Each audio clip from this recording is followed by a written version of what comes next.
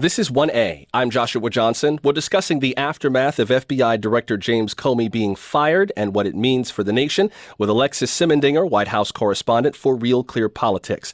Let's add a few more voices to the conversation. Joining us from NPR in New York is Michael Waldman, the president of the Brennan Center for Justice at the NYU School of Law. Michael, welcome to 1A.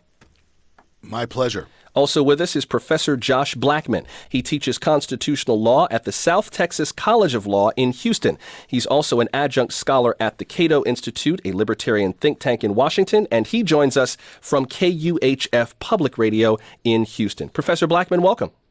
Thanks for having me back. And since we've been talking about special prosecutors and independent investigations, joining us here in studio is someone who understands firsthand what a special prosecutor's job is all about. Peter Zeidenberg was assistant special counsel in the prosecution of Scooter Libby for his part in leaking the identity of CIA operative Valerie Plame. Peter Zeidenberg, glad to have you with us. We welcome your questions and thoughts as well. Comment on our Facebook page, tweet us at 1A, or email 1A@WAMU.org. Peter, let me start with you. Could you explain to us in very simple terms the difference between a special prosecutor and an independent prosecutor and a select committee and all of these different options? What makes them different? Well, right now, because the old special counsel law has expired in 1999, that was what the Ken Starr model was. He was a special prosecutor who was appointed by a three-judge panel by Attorney General, went to this three-judge panel, and they appoint a prosecutor. That statute lapsed. In its stead is regulations promulgated by the Department of Justice at which, if it becomes necessary for a special counsel, the Attorney General has the authority to appoint a special counsel who would then investigate a case. In this circumstances that we're talking about, because the Attorney General is recused, that would fall to the Deputy Attorney General, Rod Rosenstein, and it would be up to him, should he decide to get an independent counsel, he would appoint that individual, and that individual would be delegated authority. Now, the extent of that delegation is basically up to the Deputy Attorney General. So that in the case of Valerie Plame, Jim Comey was the Deputy Attorney General, and he appointed his former colleague and friend Patrick Fitzgerald. And I was reviewing those letters of delegation, and he gave Pat Fitzgerald plenary powers. So he essentially made Pat Fitzgerald the Attorney General for that case. So there was any appeals, any questions, there was no other supervision. Pat Fitzgerald was the man. I want to make sure I fully understand what you're saying. It sounds like you're saying that Rod Rosenstein, the Deputy Attorney General under Jeff Sessions, could, if he wanted to, appoint someone with special prosecutorial power and design their job, basically say, this is your function, you have the power to do this, that, and the other, you don't have the power to do this thing and the other thing, and here's your goal, and here's how long you're working, and here's how much staff you get, go. He would have the power to do that. Correct. Gotcha. And under the normal course in the regs, that special counsel is answerable to the person who appointed him. So either, in this case, it would be the Deputy Attorney General. So if the Deputy Attorney General said, you know what, you're getting too aggressive, you're getting too far afield, I don't like your approach, he could curb him in just like he would, any boss talking to a subordinate. And he would be within the regulations. He would be within the regulations. In the case of Valerie Plame, that investigation, the Scooter Libby investigation, that was not done. Deputy Attorney General Comey gave the special counsel plenary powers, which was he could do whatever he thought was appropriate. So, it would be desirable in my view if that would be the model that would be followed by Mr. Rosenstein in this case. Let me bring our two legal scholars into the conversation. Michael Waldman, what do you make of this talk about whether this is a constitutional crisis or a political crisis or a little bit of both or neither? How are you viewing this? Well, at this moment, it is certainly a crisis, a grave crisis for the rule of law in this country. It could become a full-blown constitutional crisis. What do we know right now? We know that the democracy we all cherish was significantly affected by a hostile foreign power that intervened in our election.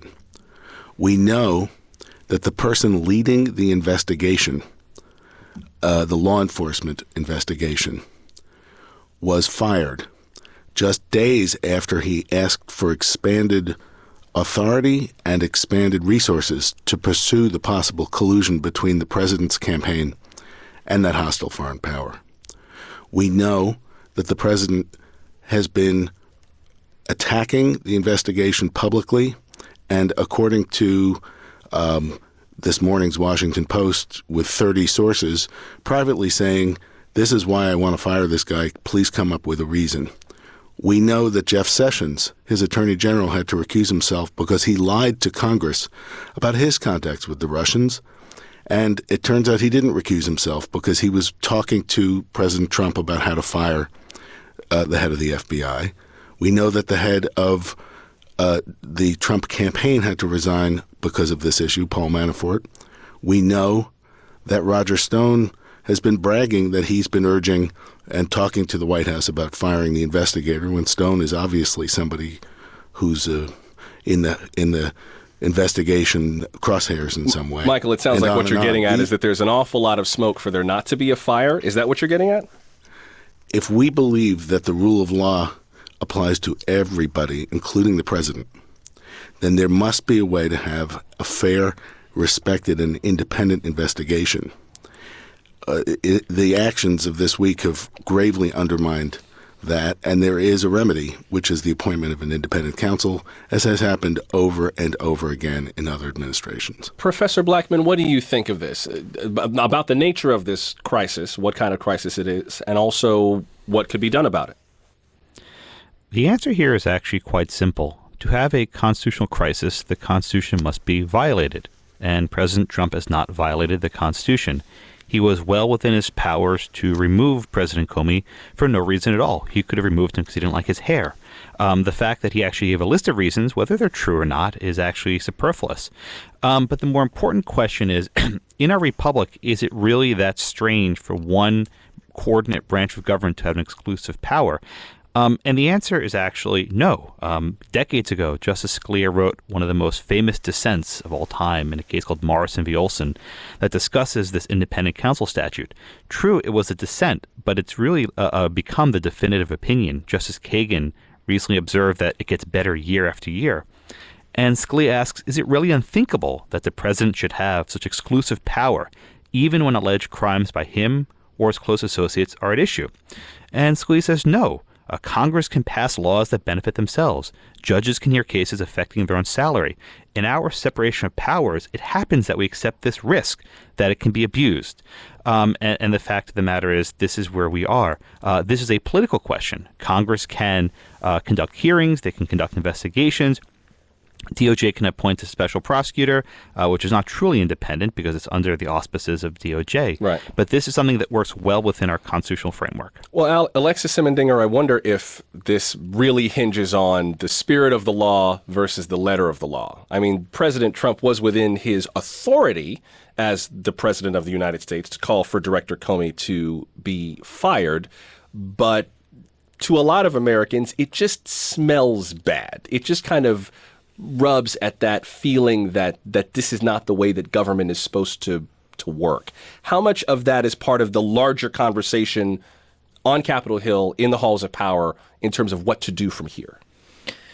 Well, I think it's important to remember that the investigations on Capitol Hill and in the FBI, presumably by all assertions that we know of as today, are continuing and will continue. We know that there are Republicans who are joining with Democrats on Capitol Hill to probe what it was that Russia was doing and Trump's business ties, President Trump's alleged potential business ties to Russia. And that will continue. It has made the White House chafe and the president very uncomfortable, as I was saying earlier. But what we're watching at the White House is the political blowback that he is engaging in.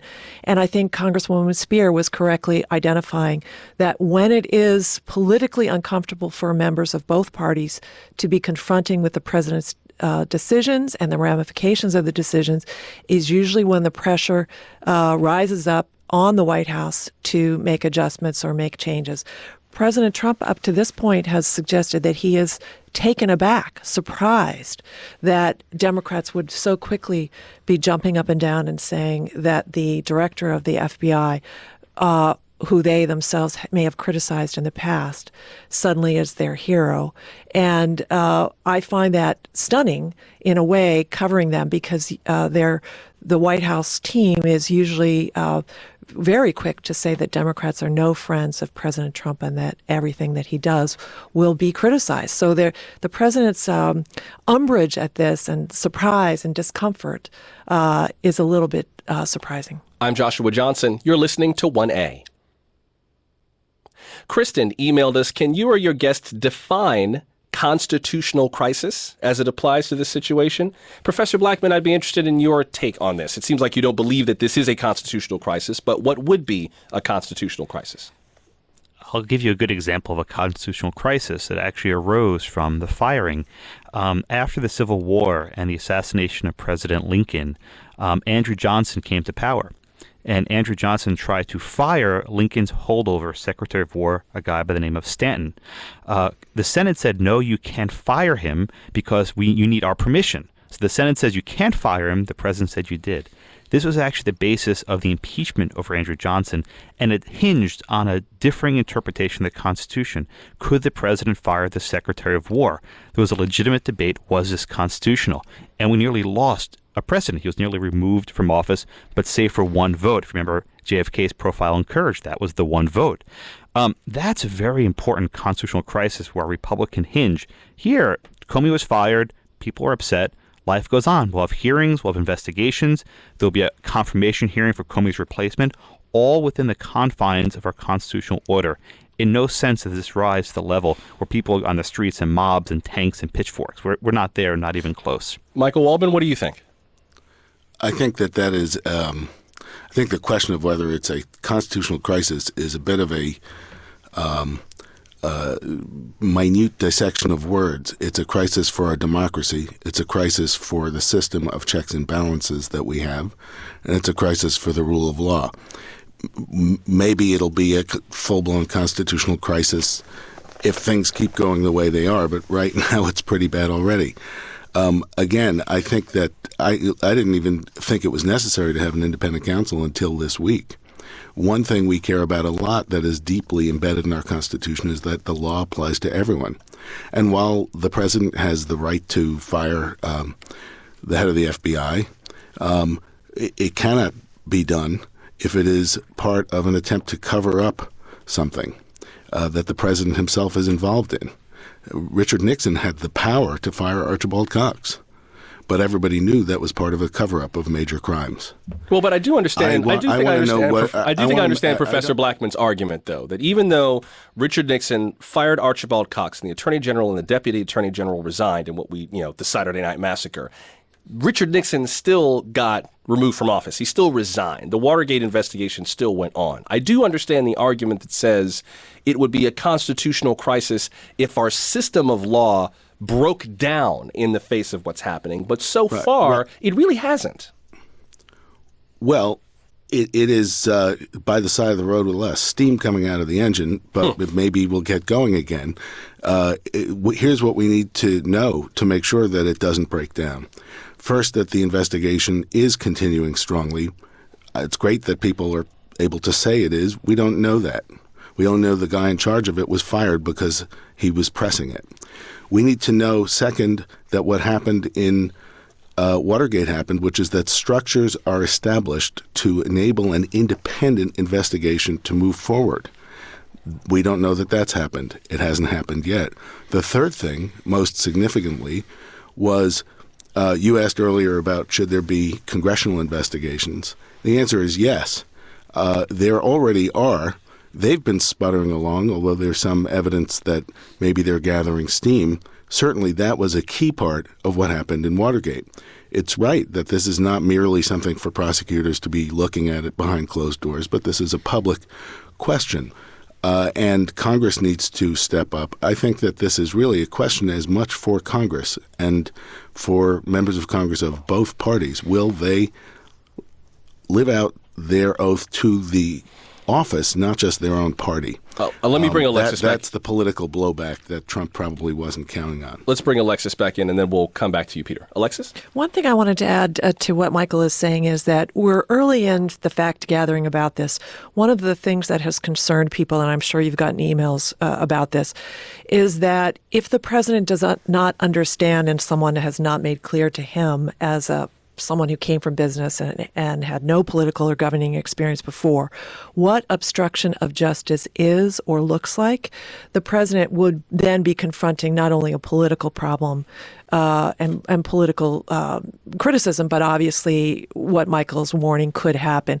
And why I mention obstruction of justice is because if the president's desire is to shut down the investigation at the FBI by removing the director, starving the FBI for funds, denying maybe the expansion of staff, or in some way he urged Comey directly, I want you to shut this down. I want you to end it.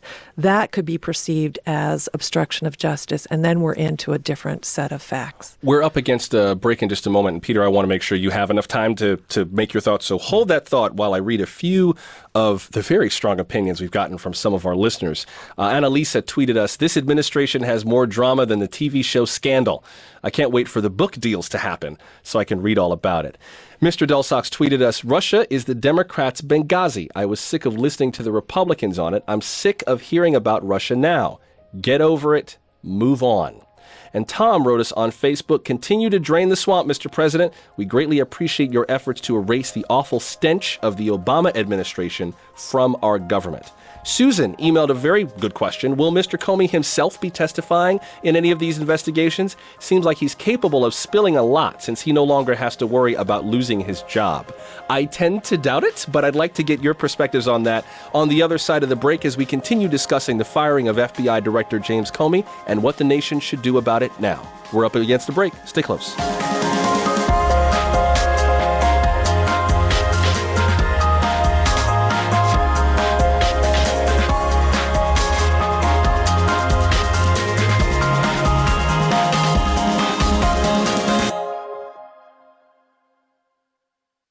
Back now to our conversation with Michael Waldman of NYU's Brennan Center for Justice, South Texas College of Law Professor Josh Blackman, Alexis Simendinger of RealClearPolitics, and Peter Zeidenberg, a partner at Arent Fox and former assistant special counsel in the prosecution of Scooter Libby.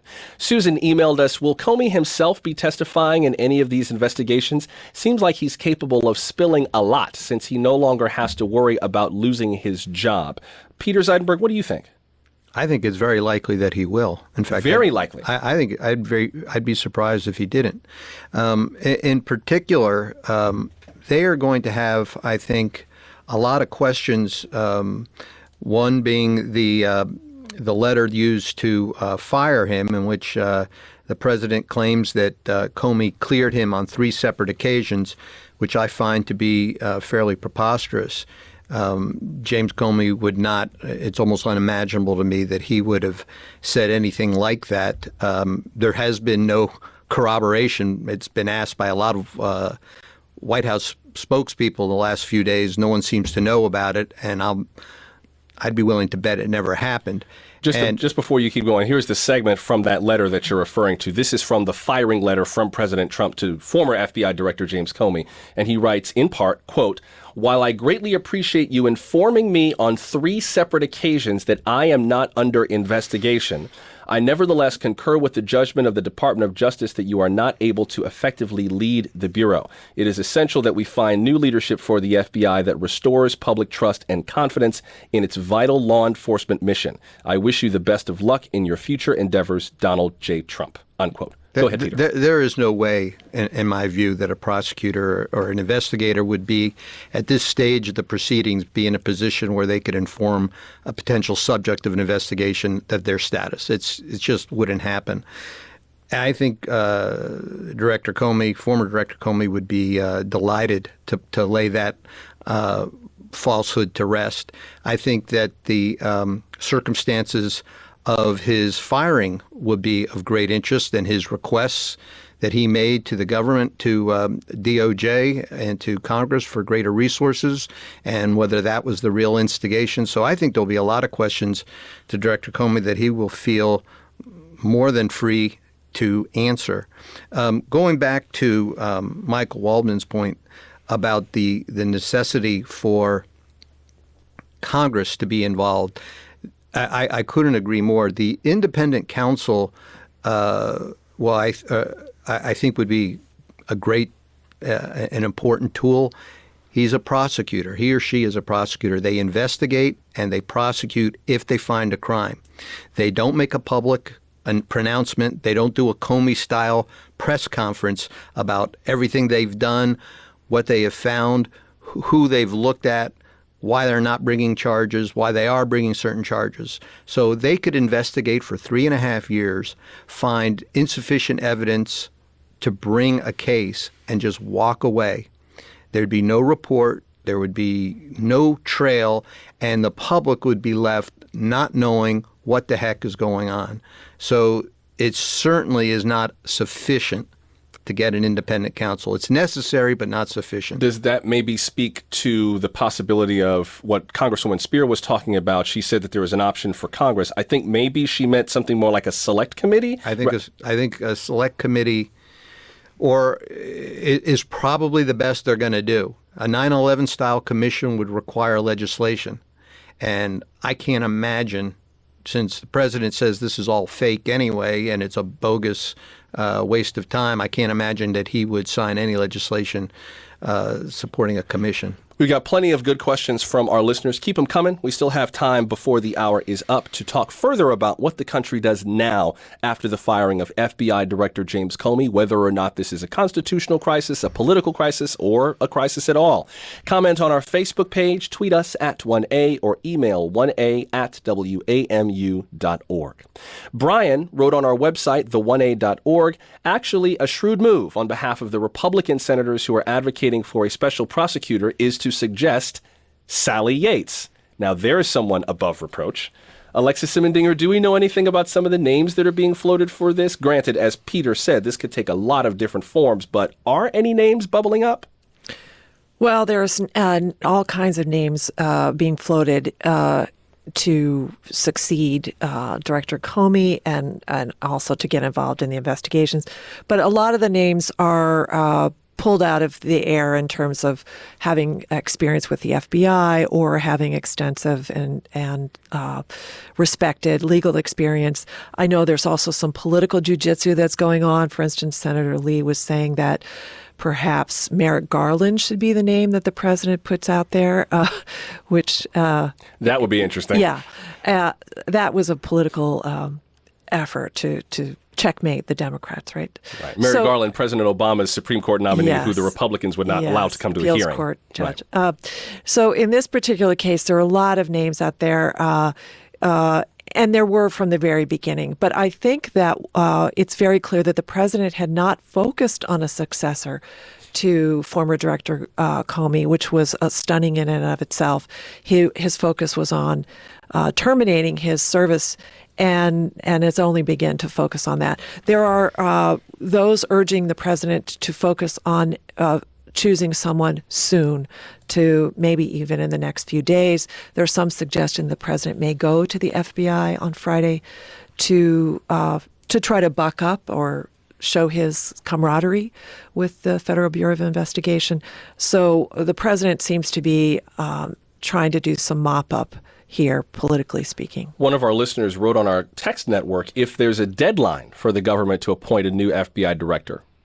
Do we know if they're on any kind of clock, or I don't think they are they? No, because the vacancy was filled by naming an acting, and so therefore there is someone serving in that position.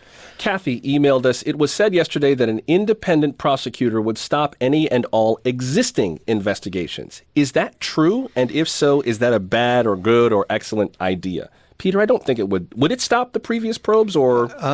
It wouldn't stop it. It would basically what you'd have is certainly this is what happened with the Valerie Plame, Scooter Libby investigation. The agents and the lawyers working on it just had a new boss. So Pat Fitzgerald could have chosen to start afresh, gotten rid of everybody, found new lawyers, new investigators. That would have stopped everything in its tracks and been incredibly disruptive. But if you follow the model that he took, which I think would be wise, is you've just got a new leader, but everyone else stays in place and the work continues and the disruption can be minimized. Shelby emailed us, whether this is a constitutional crisis will depend on the definitions of obstruction of justice and abuse of power. Is there a point at which the leaders of the Senate and the House can be accused of obstruction of justice if they fail to address these responsibilities? Michael Waldman, what do you think? Professor Blackman, I'd like to hear from you too, but Michael, what do you think? As a legal matter, I don't think so. I think that is, unless as a legal matter, obstruction of justice is a crime, and unless the members of Congress themselves were involved in some conspiracy, I don't think they would themselves stand in risk of indictment in a court of law. But in a court of public opinion, failure to do what they need to do, insistence on looking away, will really hurt any member of Congress in the end who doesn't do their job. There have been many, many other examples throughout history where Congress has investigated, even while there's been ongoing investigations. That's been true for both parties. And I think that is, among other things, the standard we need to be asking them to live up to. Professor Blackman, what do you think? Ultimately, the decisions that Congress makes will be addressed at the ballot box, not in a criminal court. So if members of Congress decide not to take this seriously, then the voters can throw the bums out of office. And if the American people decide not to throw the bums out of office, they're okay with a corrupt president, then we have much greater problems. But if I may, in the note of Merrick Garland, I have a more radical suggestion, mostly in jest, but Chief Justice Roberts. This is someone who has infuriated both Democrats and Republicans alike, and he would make a wonderful FBI director appointment and give perhaps Donald Trump another Supreme Court vacancy to fill. Wait. Are you talking about taking Chief Justice John Roberts off the Supreme Court and making him the head of the FBI? Would you like a lifetime job or would you like a 10-year job? Really? I wrote this mostly in jest, but after J. Edgar Hoover died, there was actually rumors that Byron White, a justice, will be appointed to the Supreme Court. So it's not insane. But Mike Lee's tweet a moment ago about Merrick Garland made me think, why stop the D.C. Circuit? Go all the way up to the top and get the Chief Justice to help put our Republican institutions back in check. I don't know, if I was the Chief Justice of the United States and the president came to me and said, would you like to be the director of the FBI? I would just be like, you know what? I'll just leave. You don't have to tell me you don't like me and offer me the most poisonous job in Washington right now. But there's a precedent. Lyndon Johnson wanted to create a seat in the Supreme Court so he could appoint a crony. He persuaded Justice Arthur Goldberg to leave the court, told him, only you can end the Vietnam War. I'm going to have you negotiate it. He made him UN ambassador. As soon as he got off the court, Johnson never took his phone calls again. So there's a lesson there. And one more. President Johnson wanted to put Thurgood Marshall in the Supreme Court. So how did he do it?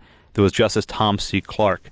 Johnson appointed Clark's son, Ramsey Clark, as Attorney General, conflict of interest. The justice resigned, Thurgood Marshall in the court. So there is machinations. This will be the true art of the deal if Trump can go to the Johnson level of deal making. Wow. This kind of, Peter, makes me...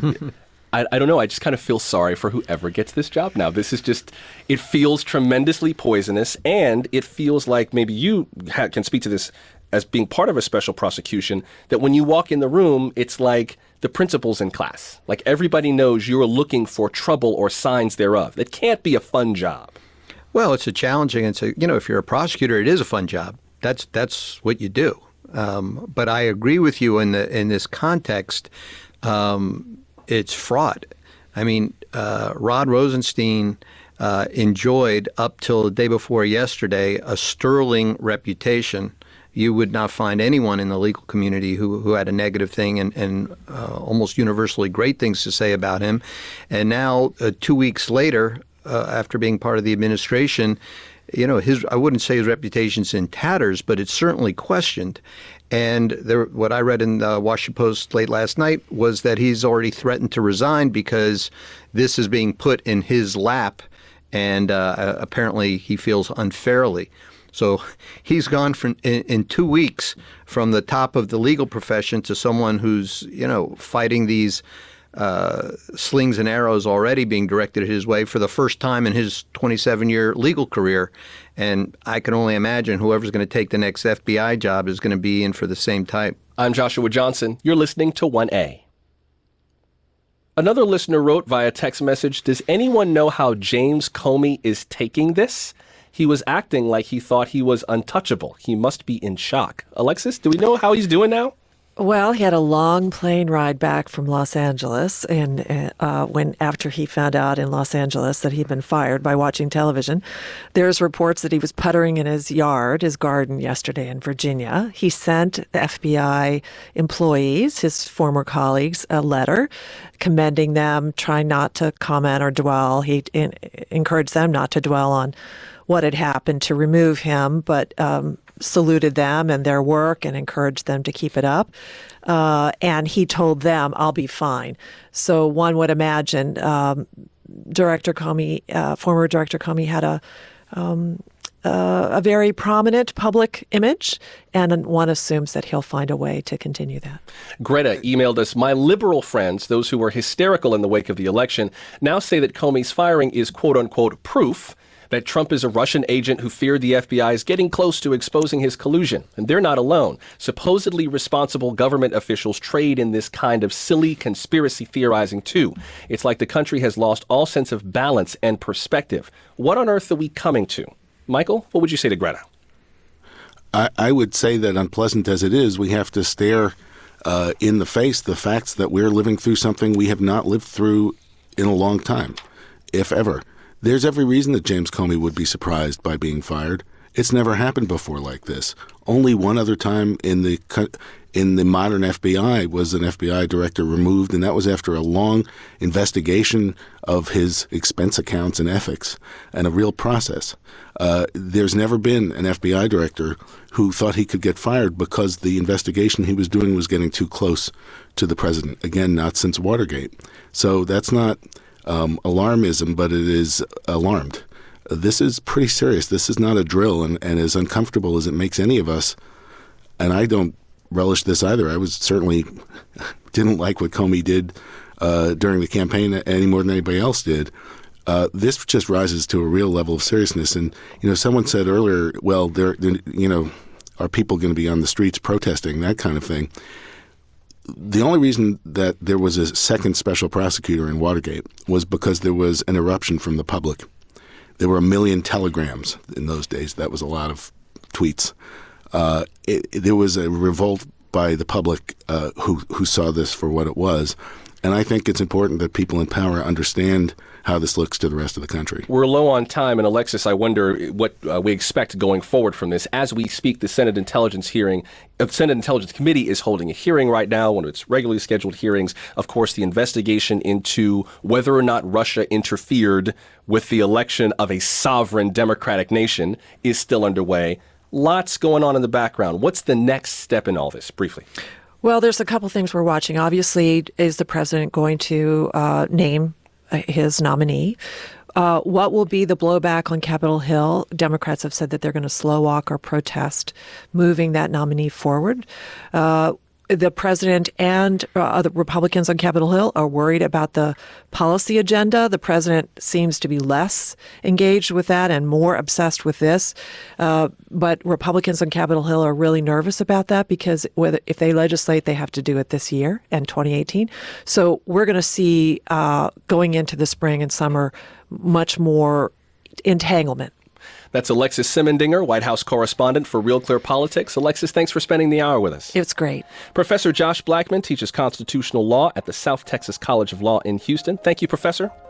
Thank you for having me. Michael Waldman, president of the Brennan Center for Justice at NYU School of Law. Thank you, Michael. Thank you. And Peter Zeidenberg, a partner in the law firm Arent Fox. Peter, thanks very much. Thank you. Thanks to those of you who texted us. You can connect with us via text by texting 1A to 63735. Our program comes to you from WAMU, part of American University in Washington, distributed by NPR. I'm Joshua Johnson. Thanks for listening. This is 1A.